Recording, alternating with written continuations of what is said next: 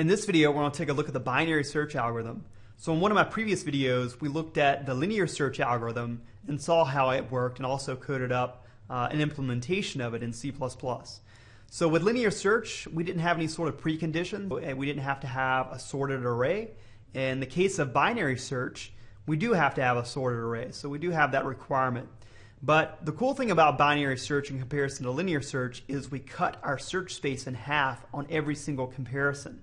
With linear search, if we had a 50,000 or 100,000 element array or maybe a million element array, we may have to do 50,000, 100,000, a million comparisons before we find the value that we're looking for, because it may be at the very end of our array, or it may not even be in the array at all, and we've done all those comparisons before we find that out.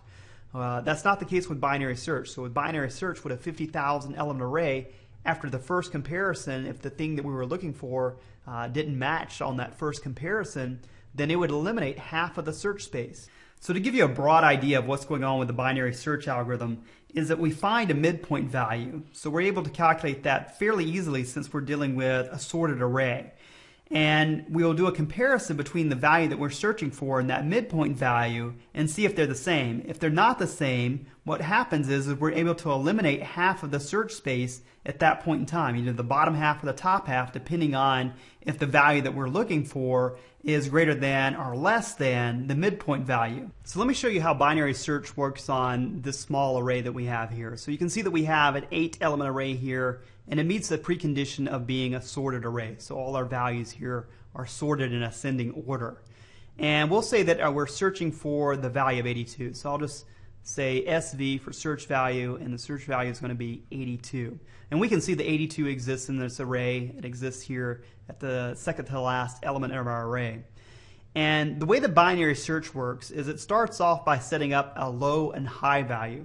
The low is just going to be set up to hold the index of the very first element of our array. That's how it starts off. And the high would just be holding the very last index of our array. And then based off of low and high, we calculate a midpoint. So we just simply take the index value at high, add it to low, so this would be 7 plus 0, divide that by 2, which would be 3.5, and then truncate the fractional part since we don't have any fractional index values. So that would be 3. So our midpoint would be set here to 3. And now we do a comparison between this value here at the midpoint, which is 47, and our search value. And we see that those are not equal. And the next thing we do is check to see if our search value is greater than or less than the midpoint value. So if it turns out that the search value is in fact greater than our midpoint value, we're able to update our low value, and the low value would be updated to being one more than the midpoint, and then we would update our midpoint.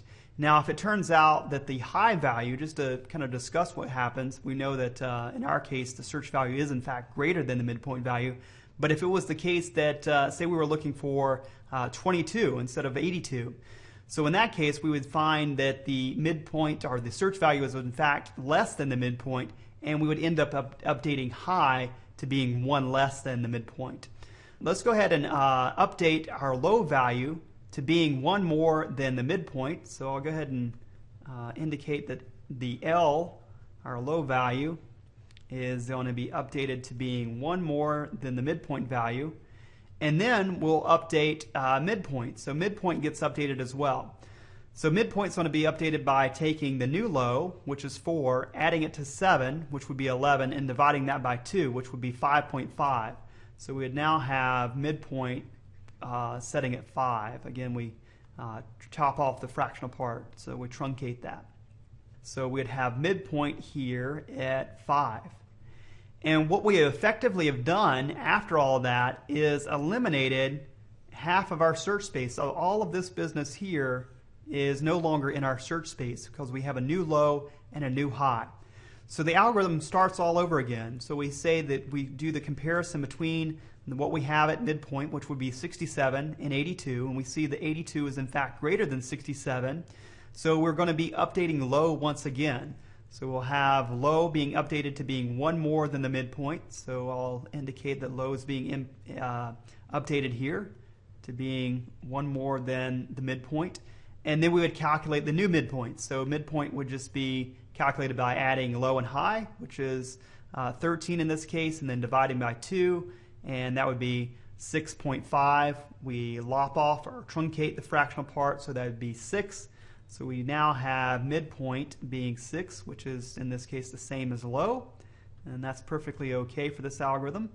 So midpoint is now here, and then we would do a comparison between the midpoint value, which is 82, and the search value, which is 82, and they're equal, so we're able to stop our search at that point in time. But you can see that we eliminated half of our search space once again. So this is really powerful in terms of the way that binary search works. And let's remember, just to kind of emphasize some of the main points, is that we do have this precondition that the array must be sorted. And the other thing is it cuts the search space in half after every single comparison, which is huge. Now, more formally, we would probably say that the performance of binary search, if we were looking at describing a function in terms of the amount of work required, the amount of comparisons, we'd say it has this log base 2 n performance, where n would be the number of elements that we have in our array. So in this case, we only had 8 elements in our array, but you could think of something really large, so maybe the 64,000 element array. So with a 64,000 element array, if you were doing log base 2 of 64,000, that would be around 16. And if you were to do log base 2 of double that, say 128,000, that'd only be 17 something. I don't know exactly what it would be, but it's around 17. So you'd only have to do really one more comparison if you doubled the search space. And that's really what's going on with binary search. We're able to double our search space and only have to do one more comparison to determine if the thing that we're looking for, or to find the thing that we're looking for, or to determine that the thing that we're looking for is not in the array. So let's go over to Eclipse now and code up our own version of binary search.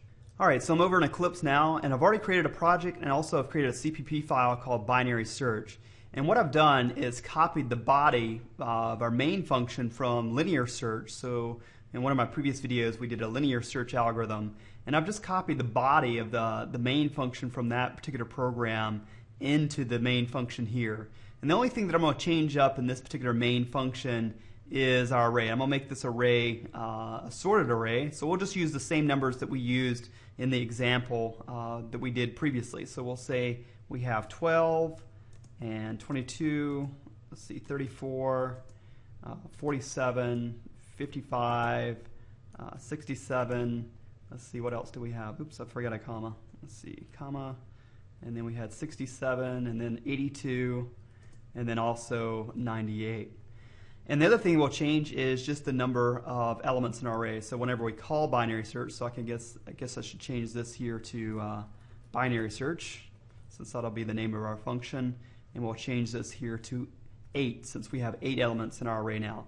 And the rest of this particular body of our main function from linear search that I've pasted over here into our binary search main function body will stay the same. So if you have any questions about how we developed the code associated with this main function, go and look at the linear search algorithm video, and I explain in detail sort of what we did here, and you can probably read through it and not have too much of a problem.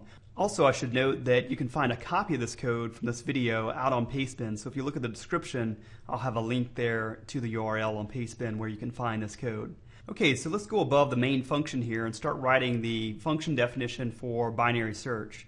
So this is going to be an int returning function, just like our linear search was an int returning function. So we're going to just return the int value that represents the index of where we found a particular search value. If we don't find it, we'll just return -1. So we'll have int as our return type, and the name of this particular function will just be binary search.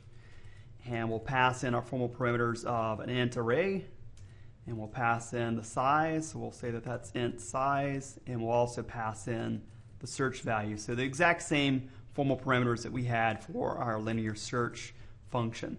So if you remember from our discussion, we said that we needed to have a low and high value. So those were initialized, the low value was initialized to 0, and the high value is going to just be initialized to the last element, or the index of the last element of the array, which will just be size -1. So we'll have an int variable here called low that we'll set to 0, and another int variable called high that we will set to size -1. So that's our low and our high. Now, the next part here, I'm going to focus on really what we would do on a single iteration. So we continue doing the same operations over and over again. So I just want to focus in on what we're going to be doing on each iteration. We talked about being able to calculate this, this midpoint. So I'm going to declare a variable called mid here. And then below that, I'm going to calculate what mid is. So we'll say that mid is going to be equal to, we said that that was just simply low plus high, right? And then we divided that by 2. Now the cool thing is we're going to be doing integer division here. So low and high are both integers. 2 here is an int literal, so we have an int divided by int. So we end up with integer division, and we're automatically lopping off, truncating that fractional part, which is exactly what we want to have in order to calculate the midpoint index value. So we get that, and then once we calculate the midpoint index value, we can start doing our comparison between our search value and the value that's there at the midpoint. So we can ask this question. We can say if the search value, so if our search value is equal to the value that we have at array mid, so basically what we're saying there is we're just checking what the value is there at the midpoint that we calculated. If that turns out to be the case, our search is over with, and we can just return mid at that point. Now, if that's not the case, we know that we either need to update low or high. So we'll have an else if here and say, well, if the search value turns out to be greater than array mid, so the value that we have there at the midpoint, then what we'll need to do is update low. So in that case, we'll update low to just being mid plus 1. And that was the case that we saw whenever we were searching for the value of, I think it was 82. So we were searching for 82, and we kept having to update low in that case. If that turns out not to be the case, we can just say else, because there's really nothing else to test. We'll update high, and high is just going to be updated to being mid minus 1. And that's pretty much it in terms of what we're going to be doing on each iteration. Now we got to think about the looping structure that we're going to have here. So we got to wrap up all this code that we just wrote here related to calculating the midpoint and then doing comparisons between the value at the midpoint and our search value to determine whether we found our value or if we need to update low or if we need to update high. So really this set of steps here keeps going on as long as the low value is less than or equal to the high value.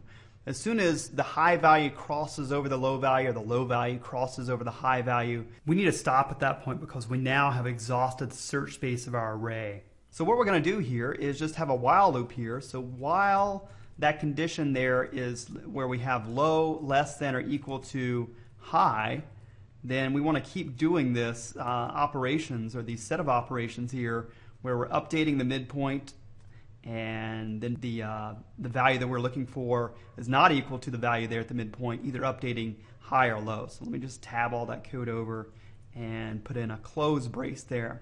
And that's pretty much it in terms of our binary search, except for if it turns out that we don't find the thing that we're looking for, we still need to return a particular value. And so we'll return, let me create some spaces there so you guys can see that a little bit better. So we'll return -1. So that's it for binary search. So not too bad of a function in terms of the number of lines of code, and even the complexity of the algorithm is not that bad. So let's go ahead and build this and run it. So we'll go ahead and build it. Looks like everything built okay, and now we'll run it just to test everything out here. So we'll go ahead and enter in an integer. We'll enter in 82 just to see a value that's actually in the array. And we see that the number 82 was found at the element with index value of 6. And let's check that out. So 0, 1, 2, 3, 4, 5, 6. Yeah, so that's where 82 was found. Let's run it a couple more times. And we'll put in maybe the value of 22. And we can see that 22 was found at the element with index value of 1. And that is the case because this would be 0 and this would be 1. Let's put in a value that doesn't exist in our array, so we'll put in maybe the value of, let's see, 26, and we can see that 26 was not found. The other thing that I'd encourage you to do is, something I really want people to, I guess, embrace is this idea of using the debugger.